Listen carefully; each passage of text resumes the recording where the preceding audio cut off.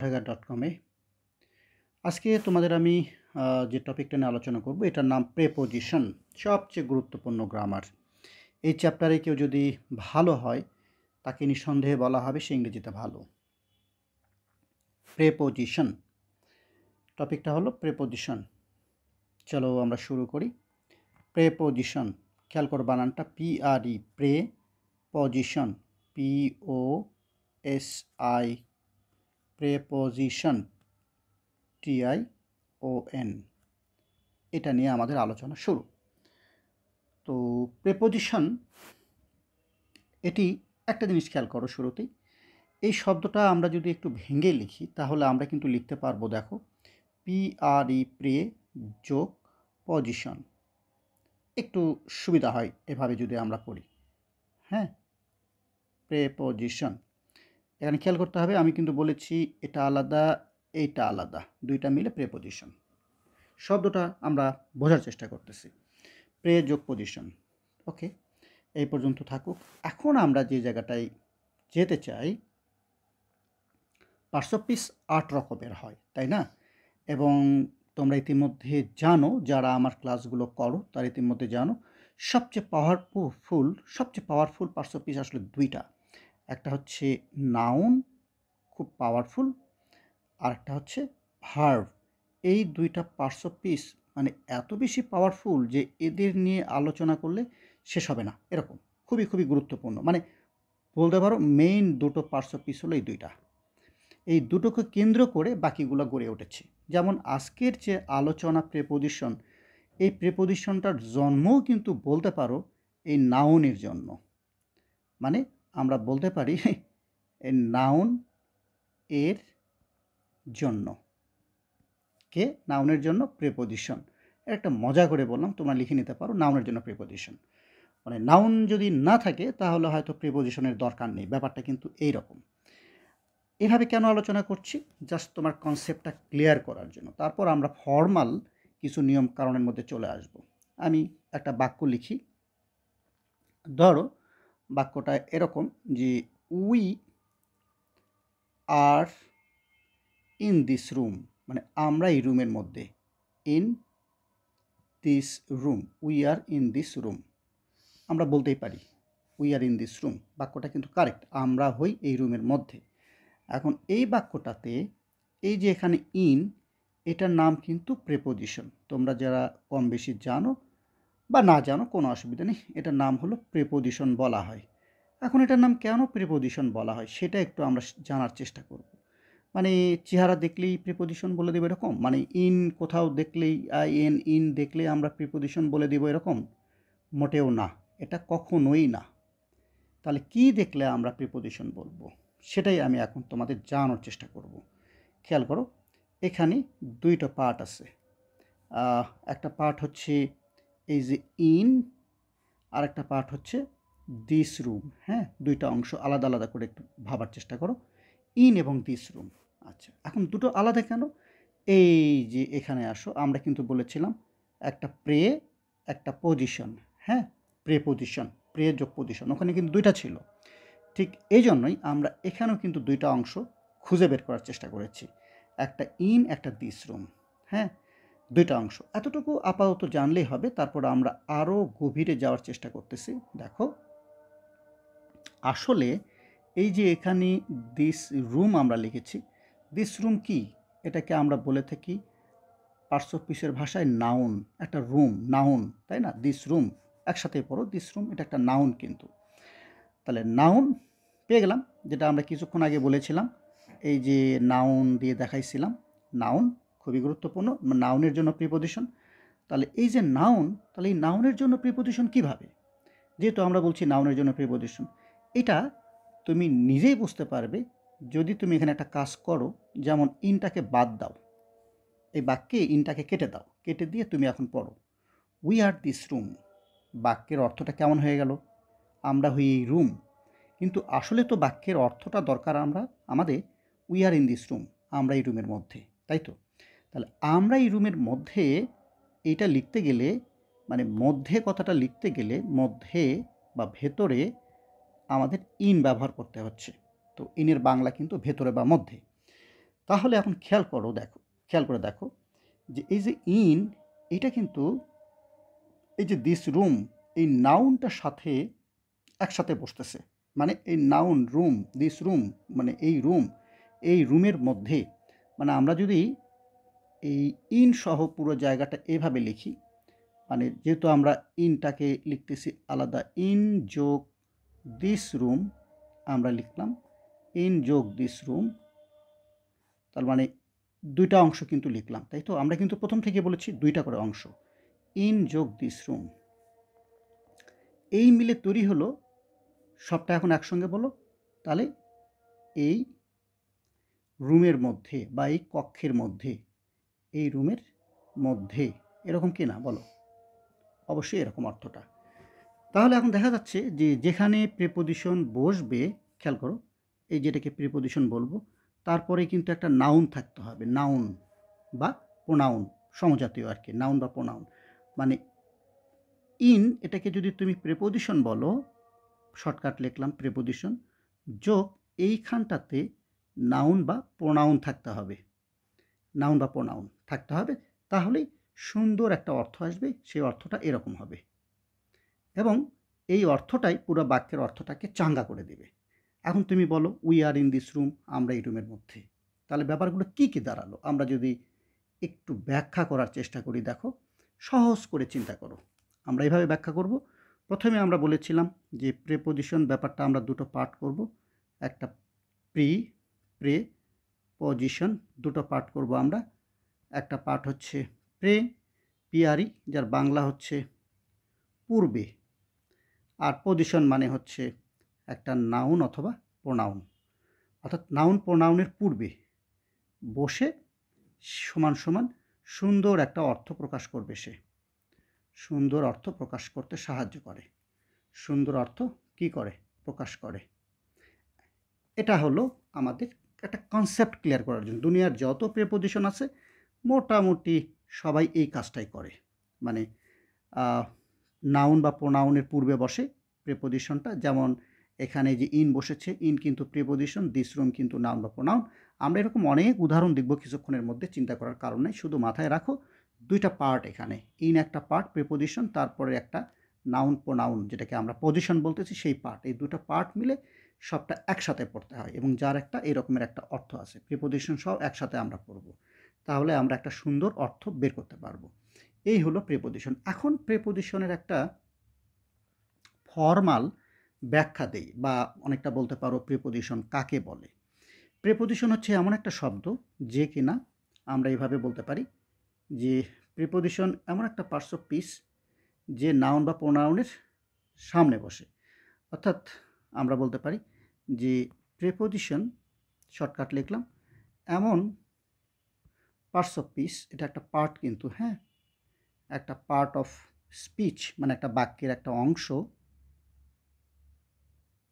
তাহলে প্রিপোজিশন এমন part of speech যে নাউন বা প্রোনাউনের পূর্বে বসে,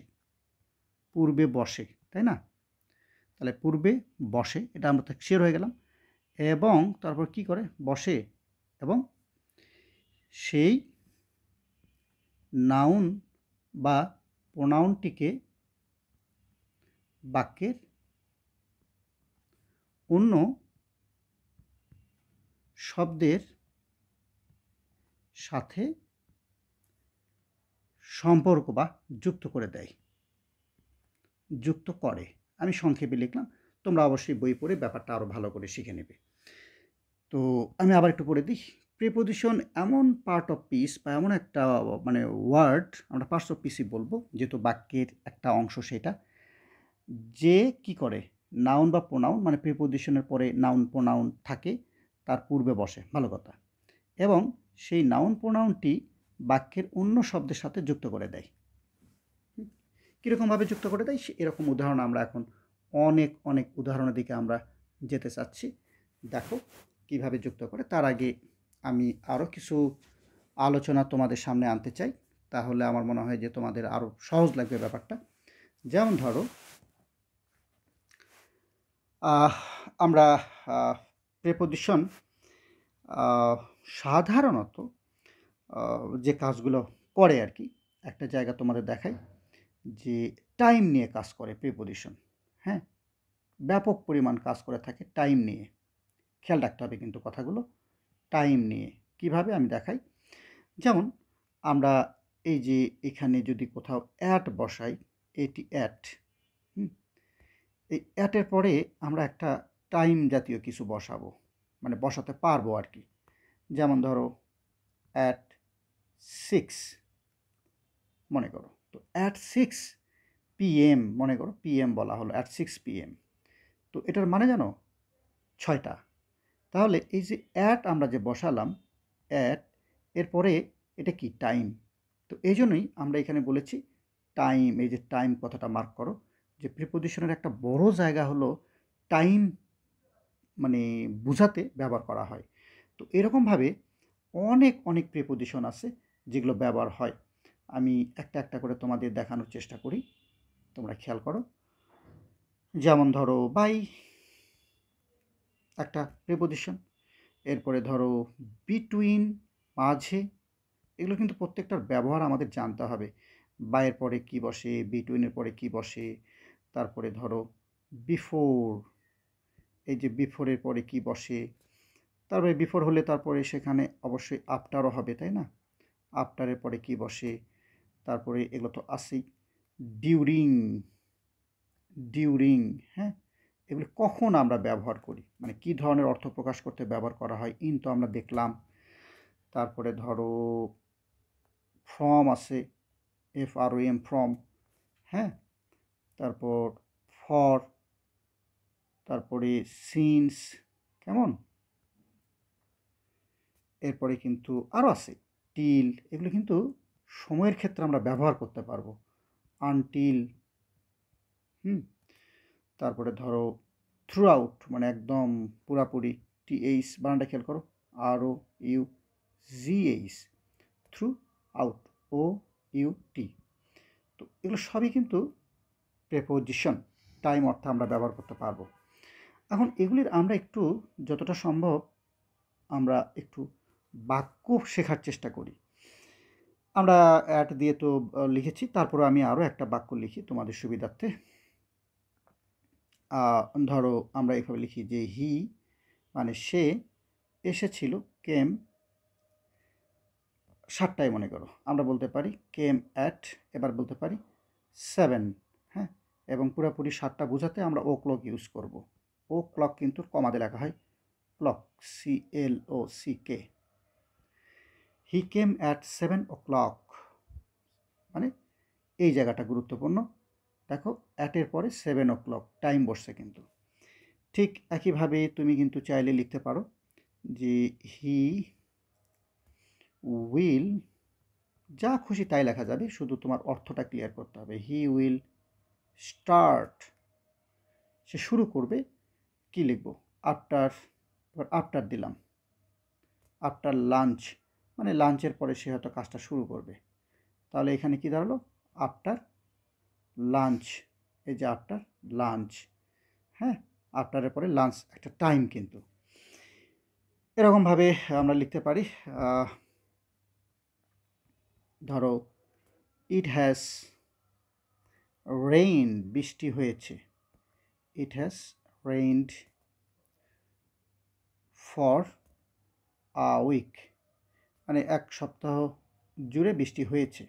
ইট has rain for a week, খেয়াল করো এখানে ফরের পরে কিন্তু আমরা টাইম দিয়েছি, টাইম, এ উইক কিন্তু টাইম, হ্যাঁ, সবগুলোই কিন্তু সময় মিন করে আমরা লিখতেছি। এভাবে আমরা আসলে সব মানে অনেক রকম ব্যবহার লিখতে পারবো যেগুলো আমরা উপরে লিখেছি। বা ধরো হি কেম, মানে তিনি এসেছিলেন অন মানডে, খেয়াল করো। তো আমরা এই যে একটা জিনিস খেয়াল করো, মানে আমরা যে ধরো অন বসালাম, তারপরে মানডে, হ্যাঁ, এখানে ফর বসালাম, তারপরে উইক, এখানে আফটার বসালাম, তারপরে লাঞ্চ, এখানে অ্যাট বসালাম, তারপরে 7 o'clock, এগুলো কি যখন খুশি তাই না, এগুলো কিন্তু অবশ্যই অর্থ দিয়ে আগাতে হবে। যেমন অন, হ্যাঁ, দিন, সাধারণত যদি দিন বোঝায়, দিন স্যাটারডে, ফ্রাইডে, মানডে, এরকম ওয়েডনেসডে, আমরা ওয়ান দেই। যদি ঘন্টা বোঝাই যে অ্যাট ঘন্টা 7 o'clock 8 o'clock তখন আমরা অ্যাট দেই, অ্যাট এবং অন ব্যবহারগুলো কিন্তু এরকম। আবার পুরা সপ্তাহ জুড়ে তখন কিন্তু আমরা ফর দেই, আর আফটার মানে তো পর, সে অর্থে ইউজ করা হয়। এইভাবে কিন্তু আমরা প্রিপোজিশনগুলোর ব্যবহার করতে পারবো। আরও উদাহরণ দেখাবো, আরও কিন্তু অনেক অনেক উদাহরণ দেখা যাবে। তবে আমি চাই যে আসলে বাকিটা তোমরা বই থেকে পড়ে নিও। তবে একটা উদাহরণ আমার খুব দিতে ইচ্ছে করছে, এটা আমি একটু দিয়ে দিই, ইচ্ছে করলে দিতে হয় তাই না? তো যেমন হি উইল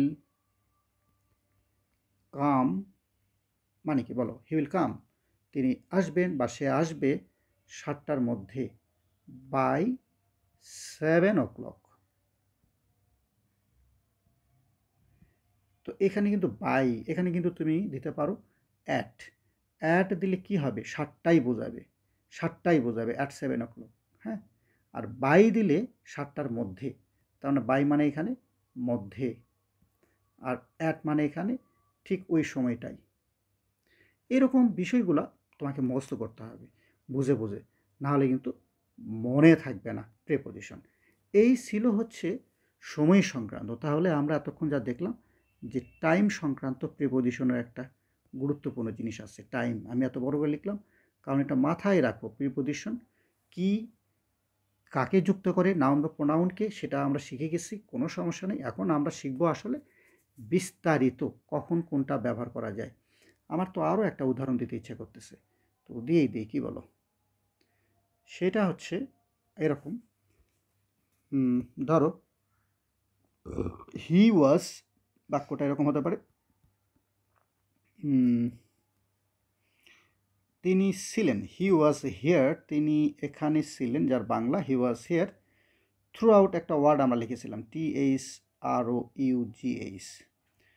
থ্রু আউট মানে পুরাপুরি, সামার, খেয়াল করো, মুখস্থ করে নিও তোমরা, হ্যাঁ এগুলা, সামার MR। তো থ্রু আউট সামার মানে পুরা গ্রীষ্মকাল জুড়ে, থ্রু আউট সামার মানে পুরো গ্রীষ্মকাল, পুরোটাই, হ্যাঁ পুরো গ্রীষ্মকাল জুড়ে উনি ছিলেন। This is very important. Through আউটটা দিলাম এই জন্য, যেটা অনেকেই হয়তো বুঝবে না। বিফোর এগুলো তো বোঝোই, তারপরে আফটার এগুলো তো বোঝোই তোমরা, বাই, ফরটা আমি বুঝে দিয়েছি, এগুলো তো বোঝোই, এগুলো অর্থ দিয়েই কিন্তু তোমাকে লিখতে হবে। এগুলো এমন না যে এগুলি পারা যাবে না, কেমন, এগুলো কিন্তু খুব ইজি। তাহলে টাইম সংক্রান্ত তোমরা আমি যে প্রিপোজিশনগুলো দিয়েছি এখানে লিখে খেয়াল করো, সেগুলো কিন্তু আছে। অবশ্যই তোমাদের এইগুলা নিয়ে আলাদা করে এই যে বাই, তারপরে আমরা কি দিব, between, before, after, during, in, from, for, হ্যাঁ, since, till, until, throughout, আরও হয়তো আছে কিছু বাদ পড়ে যেতে পারে। এই প্রিপোজিশনগুলোর পরে কিন্তু আমরা টাইম বসাতে পারবো, তবে সেটা যখন খুশি তখন যা খুশি তা নয়, দেখে শুনে কিন্তু তোমাকে বোঝাতে হবে এবং বইয়ের সাহায্য তো নিতেই হবে, এটা কিন্তু মাস্ট।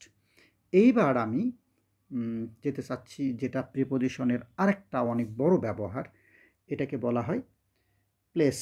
মানে প্লেসের ক্ষেত্রে প্রিপোজিশন একটা দারুণ ভূমিকা রাখে। প্লেস বা আমরা বলতে পারি পজিশন, খেয়াল করো, POSITION, প্লেস বা পজিশন মানে স্থান আর কি, বা একটা জায়গা। তো এগুলোর ক্ষেত্রে কোন প্রিপোজিশনগুলো বেশি ব্যবহার হয় আমরা এক ঝলক দেখে আসি। অ্যাট তো হয়, অ্যাট, অ্যাবাভ, উপরে অর্থে আর কি। তারপরে অ্যাক্রস, CROSS, অ্যাক্রস। তারপরে এগেনস্ট, AGINST, এগেনস্ট। প্লেসের ক্ষেত্রে কিন্তু এগুলো, আবার হয়তো ভাবছো এগুলো তো স্যার টাইমের ক্ষেত্রেও হয়, হ্যাঁ টাইমের ক্ষেত্রেও হয়, বিফোর, বাহাইন্ড বা বিহাইন্ড। তারপরে ধরো ইন তো আসেই প্লেসের ক্ষেত্রে, আমরা দেখব, হ্যাঁ। তারপরে অন আছে, কেমন, ওভার, আন্ডার, আরও কিন্তু আছে। আমি মোটামুটি যেগুলো প্রচলিত সেইগুলোই আমি তোমাদের সামনে আনার চেষ্টা করছি। তো এই যে এগুলি প্লেস সংক্রান্ত, কিভাবে প্লেস সংক্রান্ত দেখাই, ভেরি ইজি, টেনশন করার কিছু নাই, ভেরি ইজি। প্লেস সংক্রান্ত দেখা যাক, আমি বাক্য লিখি, তোমরা ধরতে পারো কিনা। ধরো আমরা যেটা বাক্য লিখি যে হি ইজ, আজকে কিন্তু কুতুবের নাম লেখা হচ্ছে না, আমরা লিখে ফেলবো হি ইজ অ্যাট হোম। এই যে অ্যাট দিলাম, এখানে হোম দিলাম। হ্যাঁ, এর আগে কিন্তু আমরা অন্য কিছু দিয়েছিলাম, মনে আছে তোমাদের? এই যে অ্যাট তারপরে হোম, এটা কিন্তু কি প্লেস, একটা মানে জায়গা। এখন অ্যাটের পরে কিন্তু আমরা 7 o'clock দিয়েছিলাম, সেটাও হয়। অ্যাট 7 o'clock ঘন্টা যদি বোঝায় আমরা অ্যাট দিই, বাট প্লেসের ক্ষেত্রেও আমরা অ্যাট দিতে পারবো। তাহলে অ্যাট হোম মানে সে বাড়িতে, এরকম। আবার ধরো যদি বলা হয় যে সে রুমের মধ্যে, he is in his room, আমরা বলতেই পারি in his room, in his room. তাহলে ইন এখানে, হিজ রুম প্লেসের এটার সামনে কিন্তু বসলো, তাই না?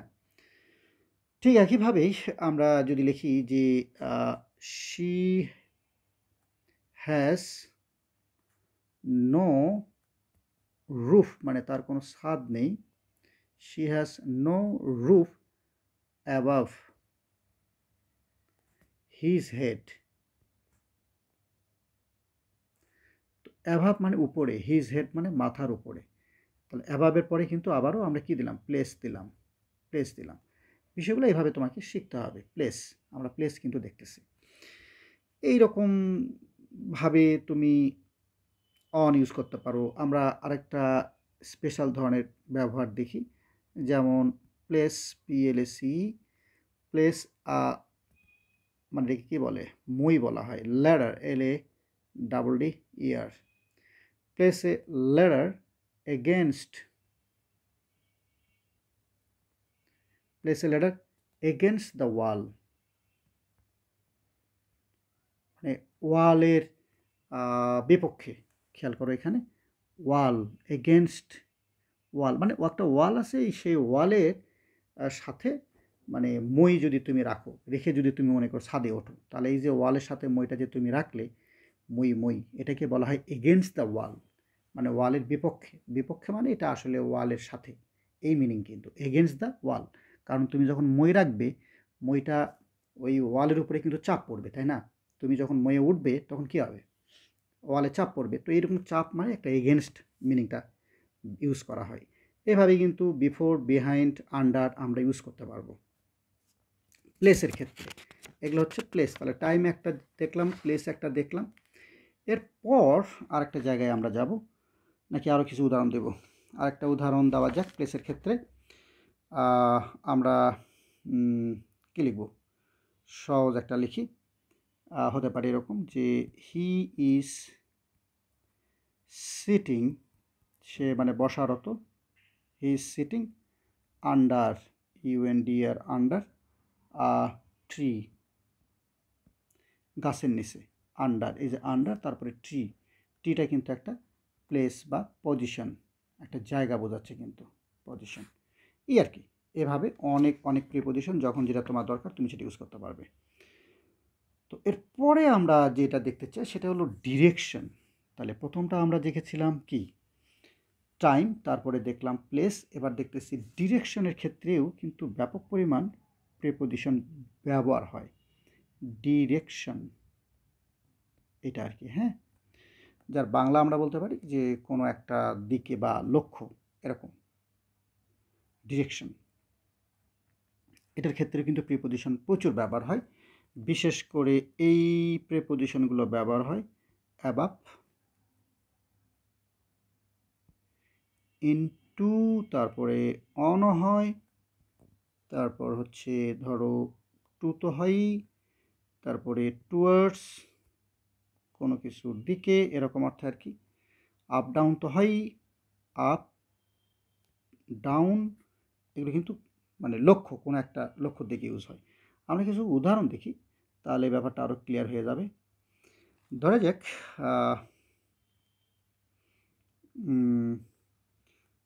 কেউ একজন, ধরো হি ক্লাইম্ব, মানে আরোহণ, উপরে ওঠা, ক্লাইম্ব আপ আ ট্রি। তো যদি এই বাক্যটা আমরা লিখি, তাহলে এইখানে কি ঘটলো দেখো তো, এই যে আপ, তো আপ মানে একটা দিকে না, গাছ, এই যে একটা গাছ, তাহলে আপ থেকে গাছের দিকে মানে উপরের দিকে, এটাকে লক্ষ্য, ডিরেকশন। ওই দিকে বোঝাচ্ছে আসলে, গাছের উপরের দিকে। হি ক্লাইম্বড আপ আ ট্রি, গাছে আরোহণ করলো, গাছের উপরের দিকে উঠে গেল। এটাকে বলা হচ্ছে ডিরেকশন। তার মানে যে আপ এরপরে ট্রি, এটা একটা ডিরেকশন মিন করছে, এখানে একটা লক্ষ্য, দিকে বোঝাচ্ছে। কিংবা আরও একটা সহজ উদাহরণ আমরা দিই বোঝার জন্য আসলে, হি ইজ, সেই স্কুলের দিকে যাচ্ছে, হি ইজ গোয়িং, খুবই সোজা উদাহরণ তাই না, গোয়িং টু স্কুল। তাহলে আমাকে বলো তো এখানে টুর কী কাজ? এই যে টু প্রেপোজিশনটা দিলা স্কুলের দিকে, তাহলে দিকে বোঝাচ্ছে না, তাহলে ডিরেকশন বোঝাচ্ছে কোনো কিছুর দিকে। ঠিক একইভাবেই আমরা বলতে পারি টুয়ার্ডস। আমরা একটা অন্যরকম উদাহরণ লিখি, হি ইজ কাইন্ড, মানে সে খুব দয়ালু আসলে, হি ইজ কাইন্ড, কাদের দিকে দয়ালু? টুয়ার্ডস দ্য পোর, গরিবের দিকে সে খুব দয়ালু। তাহলে এখানে এই যে টুয়ার্ডস ইউজ করলা, এটা কিন্তু দিকে, এই যে দিকে অর্থে গরিবের দিকে বা গরিবের প্রতি। এইভাবে আসলে আমরা ওই যে আমরা যে ব্যবহার করলাম, যেমন ইনটু দিয়ে একটা ব্যবহার করি, তোমাদের হয়তো একটু সহজ লাগবে। হি, সে পড়ে গেল আসলে, হি ফেল ইনটু, পানির দিকে আসলে, ইনটু রিভার, মানে নদীতে পড়ে গেল আর কি। হি ফেল ইনটু আ রিভার। তাহলে এখানে ইনটু, ফেল ইনটু মানে কোথায়? রিভারের দিকে, নদীতে। এই হলো দিকে অর্থে আমরা ব্যবহার করতে পারি। তো আমার মনে হয় তোমরা মোটামুটি ক্লিয়ার এটা। এবার আমরা এভাবে অনেকগুলো পার্ট আসলে আমরা প্রিপোজিশনগুলো আলোচনা করব পার্ট বাই পার্ট। আজকেই যে আমাকে সব শেষ করতে হবে তা না। আমরা রিলেটিভ একটা পজিশন দেখতে চাচ্ছি। প্রিপোজিশনের রিলেটিভ মানে সম্বন্ধ তৈরি করে দেয় এরকম আসলে, রিলেটিভ পজিশন তৈরি করে। দেখা যাক কীরকম এটা রিলেটিভ পজিশন, সম্বন্ধ সূচক আর কি, এরকম অনেকটা। যেমন ধরো এই এই এই এই প্রিপোজিশনগুলো, বিটুইন, তো বিটুইন মানেই মিনিংটাই বলে দিচ্ছে দুইজনের মধ্যে। অ্যামাং, AMONG, হ্যাঁ, কিংবা অ্যামংস্ট, AMONGST। তো এই যে প্রিপোজিশনগুলো, এগুলো কিন্তু কি করে? সম্বন্ধ সূচক একটা জায়গা তৈরি করে দেয়। যেমন আমরা যদি বলি friendship between him and me, মনে করো ফ্রেন্ডশিপ বিটুইন, এরকম। বা আমরা যদি বলি there is unity among the boys, মনে করো এরকম বাক্য, there is unity, there is unity among মানে মধ্যে, the boys, among the boys, এরকম আর কি। তাহলে এখানে কি হইলো এটা একটু বুঝে দিই, নাহলে আবার বলবো স্যার বুঝে দিল না। অ্যামাং, এই অ্যামাং হচ্ছে অনেকের মধ্যে বোঝালে ইউজ করা হয়। সম্বন্ধ কিন্তু অ্যামাং দ্য বয়েজ, ছেলেপেলেগুলোর মধ্যে, এটার অর্থ কিন্তু মধ্যে, বাট ছেলেপেলেদের মধ্যে একটা সম্বন্ধ। এটা কিন্তু এই মধ্যে মানে কিন্তু ইন না, এটা হচ্ছে সম্পর্ক। এখানে সম্বন্ধ সূচক এই অ্যামাংটা বয়েজ, এখানে ধরো অনেকগুলো বয়েজ আছে, ধরো 3টা বয়েজ আছে, বয়েজের মধ্যে কিন্তু সম্পর্ক বোঝাচ্ছে, এই অর্থে অ্যামাং ইউজ করা হয়। আবার ধরো আমরা লিখতে পারি দেয়ার ইজ নো ডিফারেন্সেস, মনে করো দেয়ার ইজ নো ডিফারেন্সেস, কোনো পার্থক্য নেই, অ্যামাংস্ট, এটা কিন্তু MONGST, অ্যামাংস্ট আস, আমাদের মাঝে, আমি কিন্তু এটা ইউজ করলাম, ওই একই কথাই, সম্পর্ক। ঠিক এইভাবে বিটুইনটা আমি এর আগেই বলে দিলাম। এইভাবে আমরা এই প্রিপোজিশনগুলো ব্যবহার করতে পারি, তো আরও আমরা পড়ব। আমাদের ক্লাস তো অলরেডি 20 মিনিট হয়ে গেল। আমরা কয়েকটা ধাপে প্রিপোজিশন অংশগুলো পড়ব এবং শেষ করব। পরিশেষে শুধু এটুকু বলি যে প্রিপোজিশন খুবই গুরুত্বপূর্ণ একটা গ্রামার। এটার কিন্তু দুটো পার্ট আছে, ইতিমধ্যে বলেছি। আরেকটা জিনিস পরিশেষে একটু বলি তোমাদের, যেটা না বললেই না। আমরা এতক্ষণ ধরে যেগুলো আলোচনা করলাম, এগুলো কিন্তু জেনারেল প্রিপোজিশন, মানে সাধারণ প্রিপোজিশন, হ্যাঁ? এই জেনারেল প্রিপোজিশনগুলো অর্থ দিয়ে বসে, মানে অর্থ বিবেচনা করে বসে আসলে। জেনারেল প্রিপোজিশন খেয়াল রাখতে হবে কিন্তু, জেনারেল সাধারণ, হ্যাঁ? দিস ইজ ভেরি ইম্পর্টেন্ট, সাধারণ। আর একটা প্রিপোজিশন আছে, ওটাকে বলা হয় অ্যাপ্রোপ্রিয়েট প্রিপোজিশন, হ্যাঁ? তো অ্যাপ্রোপ্রিয়েট প্রিপোজিশন তোমার ধরো ওইটা অনেকটাই হচ্ছে মানে মুখস্থ, একদম মুখস্থ টাইপের অ্যাপ্রোপ্রিয়েট প্রিপোজিশন, মানে যেটার সাথে যেটা বসবে অর্থাৎ ফিক্সড করা থাকে ওইখানে, ফিক্সড, এগুলো মুখস্থ করতে হয়। তো আমার দৃষ্টিতে এই দুইভাবে যদি কেউ মোটামুটি পড়ে, মানে জেনারেলগুলো হচ্ছে অর্থ দিয়ে শিখতে হবে, আর অ্যাপ্রোপ্রিয়েট প্রিপোজিশনটা মুখস্থ করতে হবে, তাহলে প্রিপোজিশনে তার অবস্থাটা বেশ ভালো হবে বলেই আমার মনে হয়। পরিশেষে আমরা প্রিপোজিশন শেখার কিন্তু আরও কিছু কৌশল তোমাদের একটু ধারণা দিয়ে রাখি, আমরা শিখব। যেমন আমরা ধরো এর পরের ক্লাসে আমরা একটা গাড়ি আঁকাবো মনে করো, কেমন সুন্দর করে একটা গাড়ি আঁকায়, সেই গাড়িটা তোমার কোথায় যাচ্ছে সেটাকে কেন্দ্র করে আমরা প্রিপোজিশনগুলো ইউজ করার চেষ্টা করব।